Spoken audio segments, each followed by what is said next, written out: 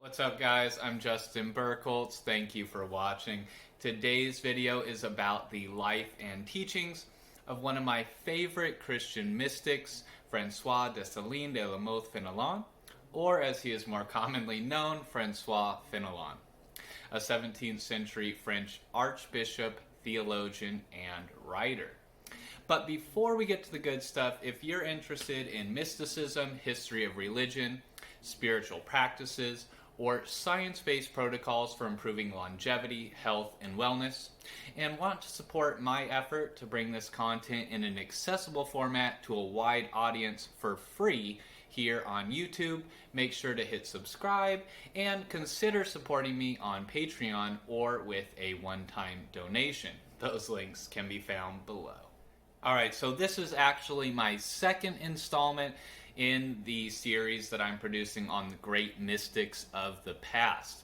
The first episode was on St. Francis of Assisi, so definitely check that out if you didn't catch that one. And it covered a brief overview of his life and selections from his own writings to get a sense of his teachings from his own words. This episode will be in much the same vein, but today's focus is on François Fénelon, the Forgotten Philosopher. I wanted to do an episode about him because his work was highly influential to the people who shaped our world today, and myself, but few people today are aware of this or even know his name, hence why he has been called the Forgotten Philosopher. He is most well known for being the Archbishop of Cambrai in France from 1696 to 1715, and for his novel, The Adventures of Telemachus, which on the surface is about the adventures of Telemachus, son of Ulysses from Homer's Odyssey, and his travels with his tutor named Mentor, who is actually the goddess Minerva in disguise. However, it is highly political and is clearly a disguised critique of the absolutism of the reign of King Louis XIV, the King of France at the time. Trust me, I will come back to that. But as I was drawn to him by his later, more philosophical and theological writings on prayer and the inner life, which have deeply influenced me in my writing, I definitely want to talk about those as well. François was born in 1651 at the Château de Fénelon, which is where he gets his name. His family were established nobility and had long-standing, deep connections to both church and state. His uncle was currently serving as the bishop of nearby Sarlat, a position which had been filled by 15 successive generations of Fénelons. He was intelligent and ambitious from a young age. He was trained by private tutors in Greek and Latin and studied philosophy and rhetoric at a Jesuit university. At a very young age, he expressed interest in a career in the church, and his uncle arranged for him to study theology at a college in Paris, where he showed so much talent that he was asked to give his first public sermon at the age of only 15. Around 1675, when he was 24, he was ordained a priest, and in 1685 the king revoked the Edict of Nantes, which was an attempt by a prior king to promote civil unity and end the long-standing French wars of religion. But when that edict was revoked, that civility ended, and the church began a campaign to send their best orators into areas of France with the highest concentrations of Protestants to persuade them of the errors of their ways and convert them back to Catholicism. So François, being the brilliant and eloquent orator that he was selected, and he served as missionary preaching to the Protestants called the Huguenots for 3 years. In 1688, he met his cousin, and this would be a very momentous occasion. Her name was Madame Guyon, and she is well known in her own right as a Christian mystic and writer, and the two of them had a relationship that would propel both of them to heights of spiritual greatness. So we will definitely come back to her as well And she would also be the reason, or one of the reasons, that he got embroiled in a lot of controversy towards the end of his life.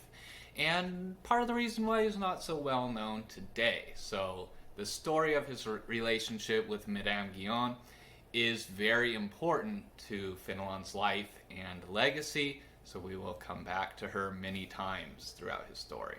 But in 1689, he was assigned as the tutor to the Duke of Burgundy, who was second in line to the throne of France at the time, and who would actually succeed his grandfather as king, due to the fact that his father would die before the king passed. So he was assigned to tutor the future king of France, which is probably one of the most important positions in the entire country at the time. So he was very well known, very well liked, and very respected.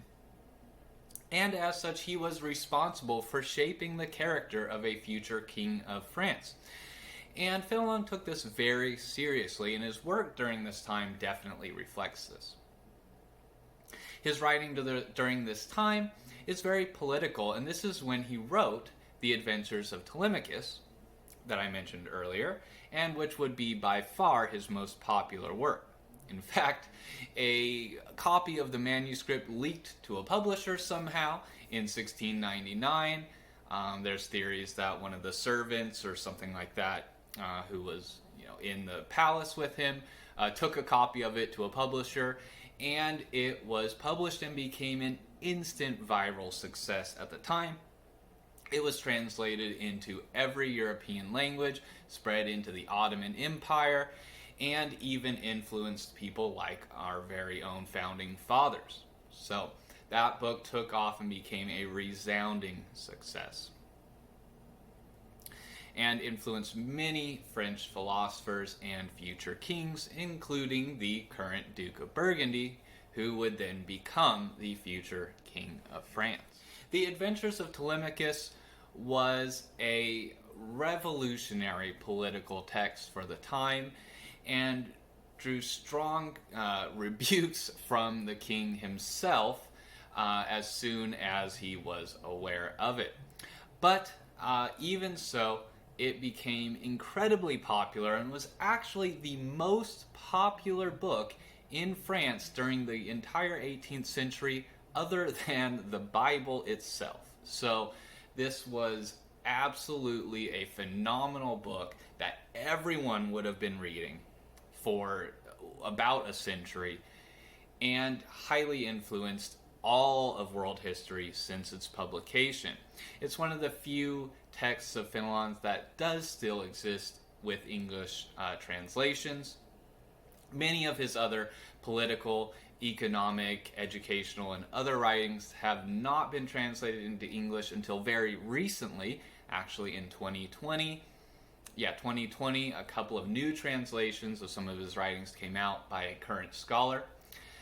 So there are some newer translations of his works, but for a very long time, most of them were unavailable.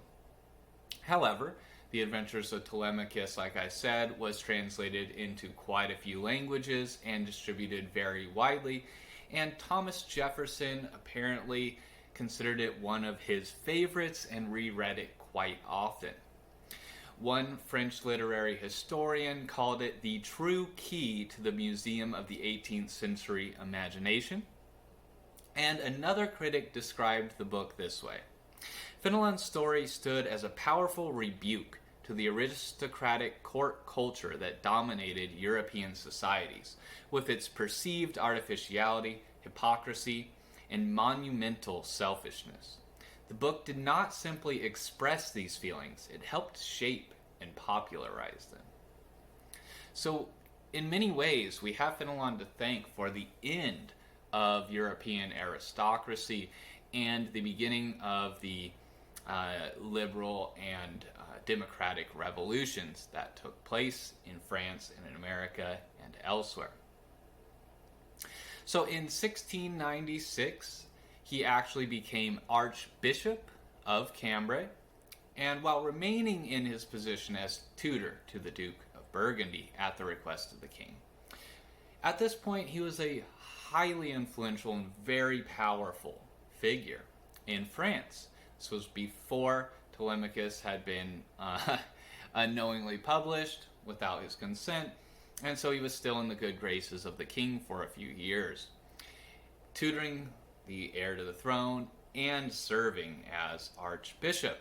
Fénelon would dance between these two worlds of church and state his entire life. He was born into that world, and he would be one of the first people to voice concern for the overlap there and to state that there actually should be a separation of authority and a separation of powers between church and state, and that they should have independent authority over different matters. This would have been a very revolutionary idea for the time, when King Louis, the current king of France at the time, was trying to promote a form of absolutism and total monarchical control over all aspects of French life. Fénelon very much opposed that move and wanted church and state to be very separate. Not exactly in the way that we think of the separation of church and state today, but kind of an earlier model of that. Unfortunately, his relationship with King Louis XIV would sour, like I said, in 1699 with the publication of the Adventures of Telemachus. And also because for some years controversy had followed his cousin and close friend, Madame Guyon, who I mentioned earlier, because her teachings resembled the quietism of one Miguel de Molinos, who had been officially condemned and censured by the Pope previously. A commission was formed to review her teachings, and after months of deliberation, articles were drafted, and a few certain opinions of hers were condemned. Even though the commission did provide her with a certificate as to the excellence of her own personal conduct. However, when there were moves to further condemn her, Fénelon objected, stating, "I have often seen Madame Guyon. Everyone knows that I have been intimately acquainted with her. I may say further that I have esteemed her, and that I have suffered her also to be esteemed by illustrious persons whose reputation is dear to the Church and who had confidence in me. Let others who are acquainted with her writings only explain the meanings of those writings and censor them. But as for myself, I think I am in justice bound to judge the meanings of her writings from her real opinions, with which I am thoroughly acquainted, and not of her opinions by the harsh interpretations which are given to her expressions and which she never intended." So it seems from that defense of Madame Guyon that her writings had been taken out of context, misinterpreted, and people tried to turn them into something that they were not, and then therefore, because of those misinterpretations, she had come under scrutiny by the church. And so Fénelon came to her defense, and most of the rest of his life he would be writing and in conflict with the church to defend her and her quietism, which was essentially just a different perspective on Christianity and on the benefits of a doctrine of pure love, which is a topic for another video. We can get into the philosophy of pure love and the quietist controversy another time. So it seemed, like I said, that the objections to Madame Guyon's writings were not based on what she actually said and meant, or on her own personal character or conduct. And this was a theme that would repeat itself with Fénelon himself. In fact, it was out of this conflict that what I consider to be his real masterpiece, the Maxims of the Mystics, would arise, which he actually wrote as a defense of Madame Guyon's brand of mysticism. This resulted in a feud between Fénelon and Bossuet, the Bishop of Meaux, which would last for years and turn very bitter, at least for Bossuet, who was at one time Fénelon's mentor. Fénelon's responses are a great example of the strength of his character, even when under vicious personal attack. For the Bishop of Meaux would eventually abandon rational argument and resort to slander.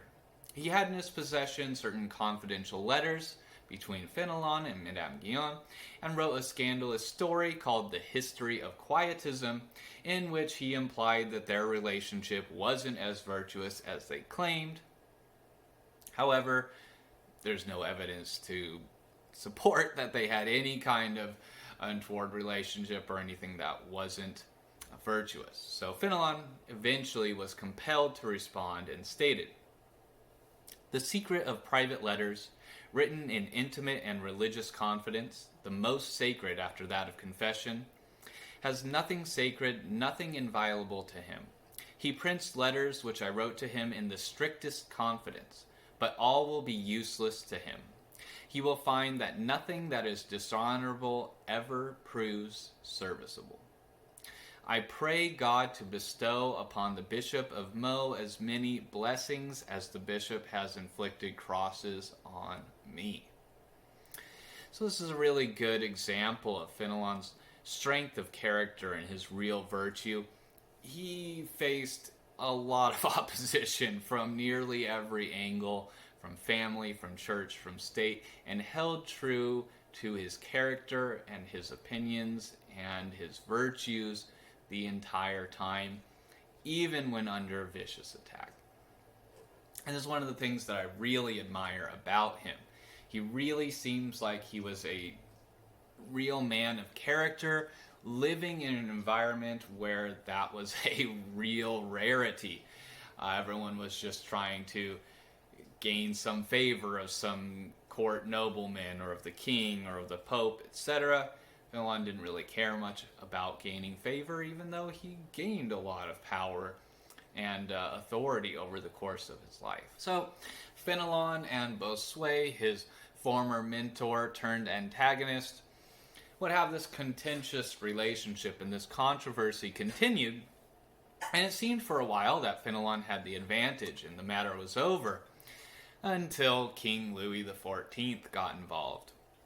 It seems that King Louis wrote to the Pope asking him to formally condemn Fénelon, and the Pope reluctantly conceded. At that time, there wasn't really that separation of church and state like we were talking about. This was one of the things that Fénelon was saying needed to happen, and the king still had a lot of control and authority over the Pope. So, a commission was formed to officially review Fénelon and his teaching. 2 commissions formed, actually, to review him and failed to come to any conclusion. So a third was appointed, consisting entirely of cardinals, and they met over 100 times. They found that it was impossible to condemn his doctrines absolutely, least of all as taught by a person of the spiritual eminence of Fénelon. However, they did find that certain propositions in the maxims were deserving of censure. So, very similar to what happened with Madame Guyon, their personal character, their personal virtue, and even all of their writings as they explain them and as they understand them were seen to be orthodox or enough that the Pope couldn't condemn them. However, because of political pressure, they still found little things to nitpick and censure. The king was so angered by the opinions expressed in the maxims that he had Fénelon removed as tutor to the Duke, finally, and ordered him to remain within the boundaries of his archdiocese in Cambrai. So he was banished from Versailles and ordered to remain there for the rest of his life. The king wrote again to the Pope and demanded a clearer pronouncement against Fénelon and against his maxims of the mystics. And in 1699, the Inquisition officially condemned 23 propositions. But the Pope was careful to protect both himself and Fénelon. It was stated that these propositions were not condemned in themselves, nor as they were understood and explained by Fénelon, but as they might be, and actually were, understood and explained by others. What are you going to do? So Fénelon quietly accepted and even preached a sermon on that day on the duty of obedience. It was at this very same time, when the whole quietist controversy was coming to a close, that the Adventures of Telemachus would be unknowingly published, and it angered the king quite a bit again. So, as he was getting ready to revoke his banishment, that did not actually go through, and he was, like I said, condemned to remain within his archdiocese in Cambrai for the remainder of his years. So Fénelon spent quite a few years there at the end of his life, but he was still in contact with many of his friends and family outside and continued to mentor them through letters and through visitations. So many of those letters have actually survived to this day, and quite a few of those letters are actually collected in this book that I have here, which is a weird copy of it, but it's called Spiritual Progress, or Instructions in the Divine Life of the Soul from the French of Fénelon and Madame Guyon. So this actually contains teachings of both of them, and it contains a lot of those letters that he wrote towards the end of his life, giving instructions to the people that he was still mentoring. It is an excellent book and a really good introduction to the kind of Christian mysticism of Fénelon and Madame Guyon, and I do highly recommend picking that up, although this particular print is a little weird. It can be found from a number of publishers. This one I just didn't really like because of the way that the pages are arranged. It's just not very readable. It has columns on each page. It's just kind of strange. There are better versions around, or you can get ebook versions as well. I have one that was actually excellent, and that's how I originally read it myself, was just in an ebook. But that one is a really good introduction to, like I said, their form of Christian mysticism, and it includes Fénelon's letters as well as his work known as The Inner Life, and Madame Guyon's Method of Prayer and On the Way to God. So it's a really excellent entry point to get to know their style of mysticism, even if this particular print is not the best quality. And finally, on January 7th, 1715, François Fénelon passed away, but he left quite an influential legacy through both his life and his writings that would go on to shape the world as we know it today. Now that I've covered a brief biography of his life, I want to go back and further explore some of the themes of his writings, and you'll quickly see why he faced so much political persecution.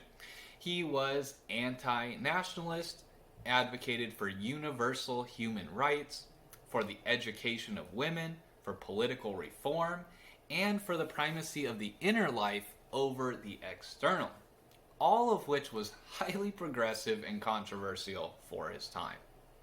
So let's take a look at some of his writings so that you can get to know François Fénelon from his own words, starting with the theme of universal brotherhood.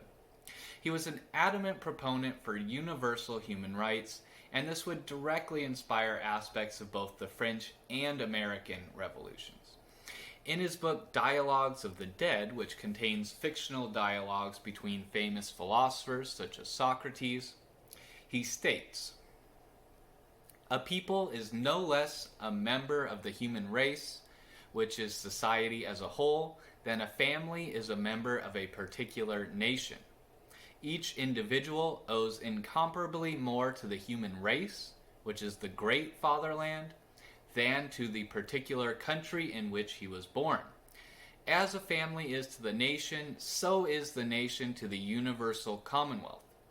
Wherefore it is infinitely more harmful for nation to wrong nation than for family to wrong family. To abandon the sentiment of humanity is not merely to renounce civilization and to relapse into barbarism. It is to share in the blindness of the most brutish brigands and savages. It is to be a man no longer, but a cannibal. So you can see that he had very opinionated thoughts, very strong thoughts about our universal humanity. And along these lines, the Cambridge History of 18th Century Political Thought states, for Fénelon, all wars were civil wars. Humanity was a single society, and all wars within it the greatest evil. For he argued that one's obligation to mankind as a whole was greater than what was owed to one's particular country, which we just saw an example of. But Fénelon was also a renowned educator. One of his first positions was in teaching young women, and he wrote a very popular treatise on the education of girls at the time, which was, once again, highly progressive for the time and very insightful even for today. He advocated very particularly for the education of women and spent his early years working with and teaching young women. One of his first published works is called The Treatise on the Education of Girls, and it brought him a lot of attention both in France and abroad. And even the modern reader will probably find much of that insightful, even though some of it would be rather objectionable today. But the fact that he advocated for the education of women at all is still commendable. And he writes about the disparity between the education of men and women at the time, saying, the education of girls is in general exceedingly neglected. It absolutely seems as if we supposed the sex to be in little need of instruction. On the other hand, the education of boys is considered a very important concern, affecting the welfare of the public. And he continues, a sensible woman who is industrious and religious is the very soul of a large establishment and provides both for its temporal and eternal welfare. Notwithstanding the authority of men in public affairs, it is evident that they cannot effect any lasting good without the intervention and support of women, which you may recognize as the modern saying, behind every great man there's a great woman.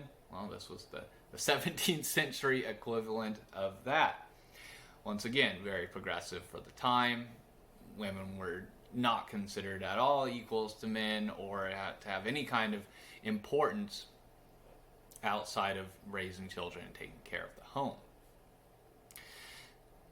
So this actually became a slogan of the modern feminist movement, and you can see exactly where Fénelon was anticipating that.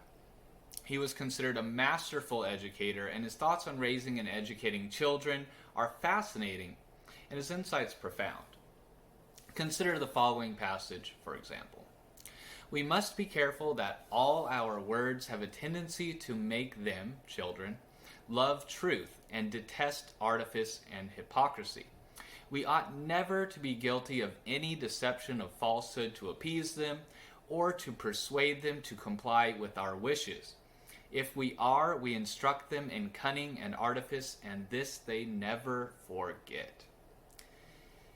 That is an insight that many parents today still do not understand. Anyone from the Dare generation will know exactly what I'm talking about here, saying that we cannot do this, similar to his previous statement that nothing that is dishonorable ever proves serviceable.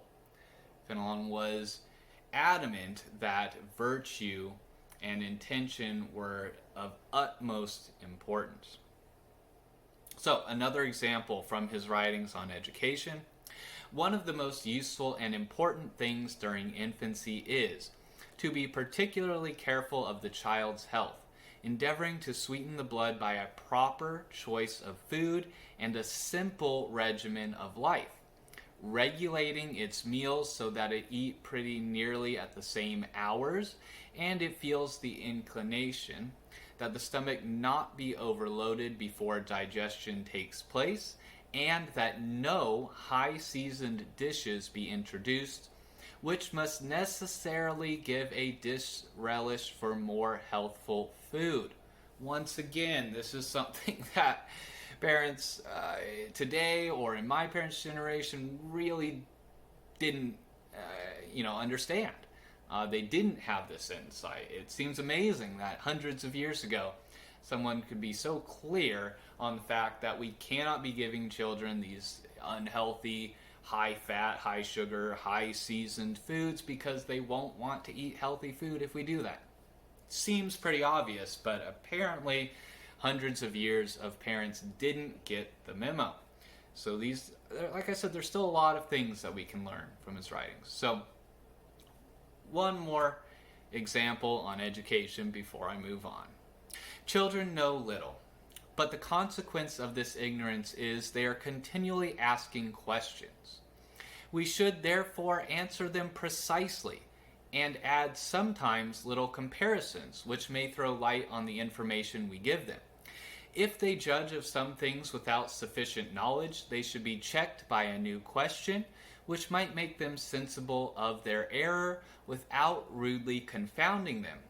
At the same time, take care to impress on their minds, not by vague praises, but by some effectual mark of esteem, that they afford much more satisfaction when they doubt and ask for information on points they do not know than when they happen to decide rightly.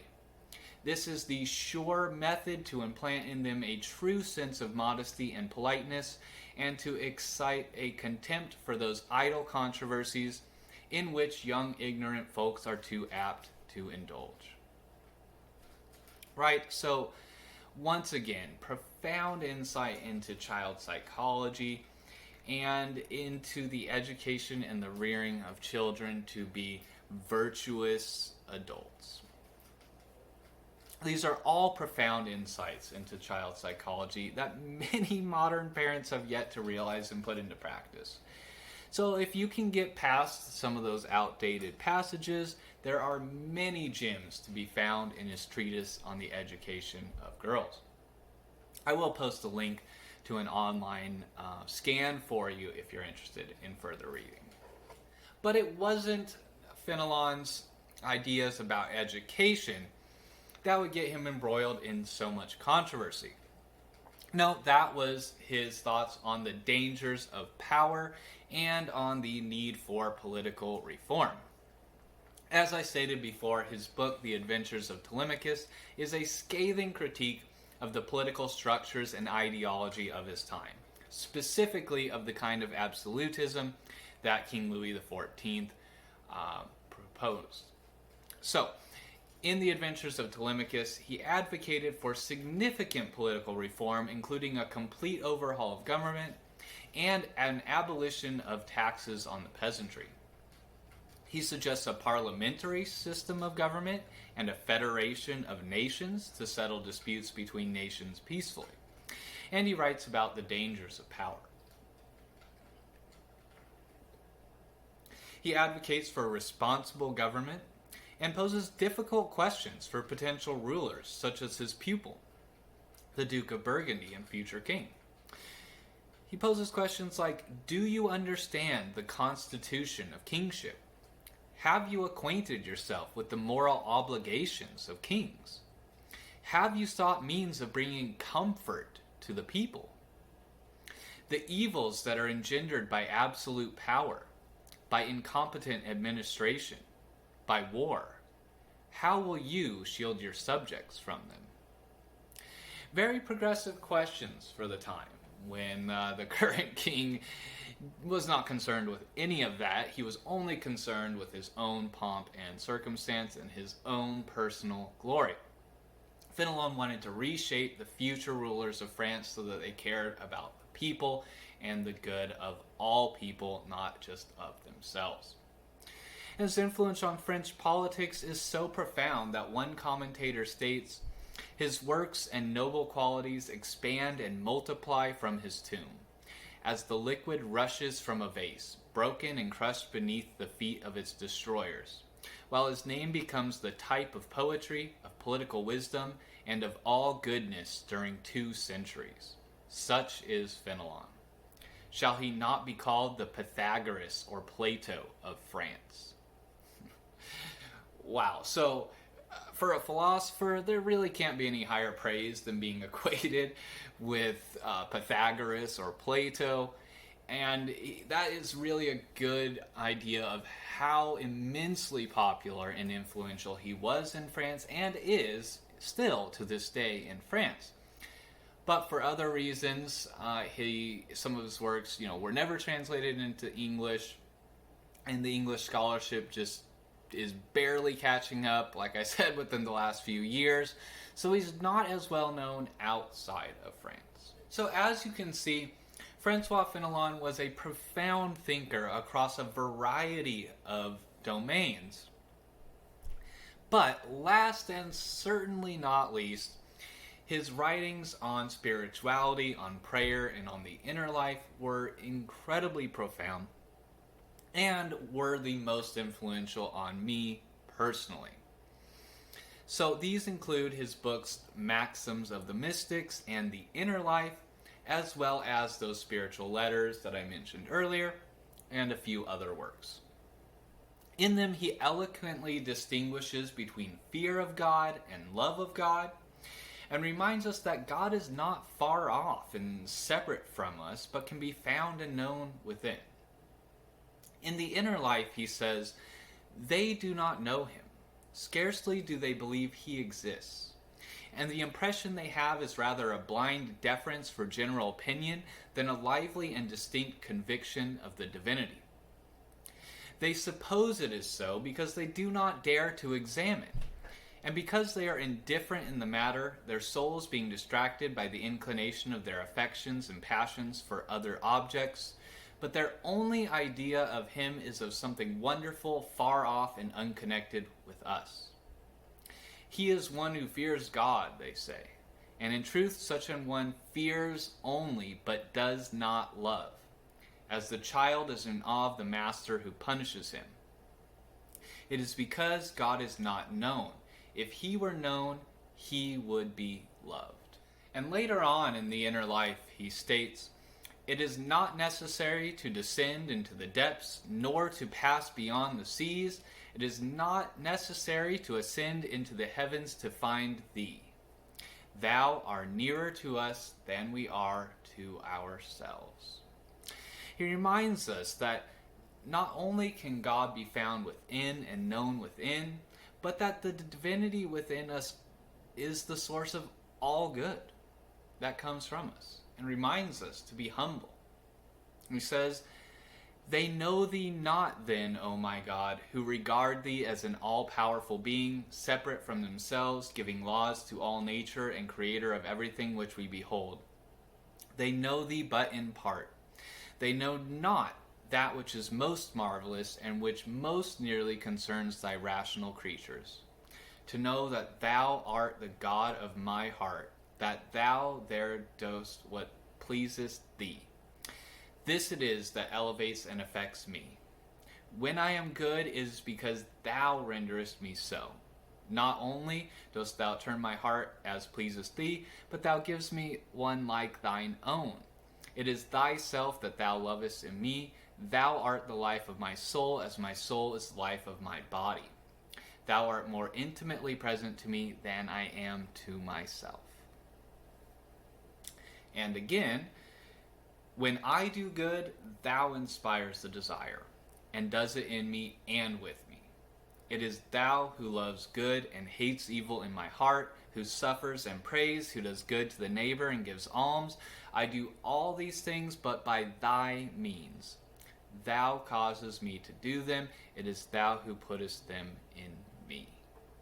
You see, Fénelon was witness to the profound selfishness and self-aggrandizement of King Louis XIV, and throughout his life he would place particular emphasis on the importance of the virtue of humility, I think in direct response to that lavish, lifestyle that he saw in the king and in the court and the nobility of France at the time. he was very, very adamant about humility as the greatest virtue because of that environment that he was in. But his thoughts on prayer are also very different than most conceptions of prayer that I've heard from Christians, and there's a particular section that I found to be really insightful and profound and definitely changed the way that I pray forever. And this is from one of his spiritual letters. He writes, "The true prayer is that of the heart, and the heart prays only for what it desires. To pray, then, is to desire. But to desire what God would have us desire. What God gives is precisely what we should have desired to ask, for we will whatever He wills, and only that. Thus, this state contains all prayer. It is a work of the heart which includes all desire. The Spirit prays within us for those very things which the Spirit Himself wills us to give." So for Fénelon, knowledge of God, intimate personal knowledge, what some might call gnosis, leads necessarily to love of God. And love of God leads to willing what God wills and allowing God to act through us. So it is knowledge of God that is most important and most needed in the world, because everything else that is good follows from there. This spoke to me deeply because I was first introduced to Fénelon shortly after I finally came to know God, really know God, myself, rather than just hearing about him from others, and this really resonated with what I was going through. After I came to know God, I felt compelled to be good, to be generous, and charitable, and forgiving, and this was a radical departure from the selfish urges that I was used to. So, I think there's a lot that Fénelon has to offer to a modern audience, especially on politics, on education, on universal brotherhood, and on the importance of the inner life. And I think that a lot of his insights were so profound that they are still very relevant today, and a lot of his messages desperately need to be heard by a modern audience. So I'm excited to see a new resurgence in scholarship on him and his works, and a resurgence in interest in his writings as well.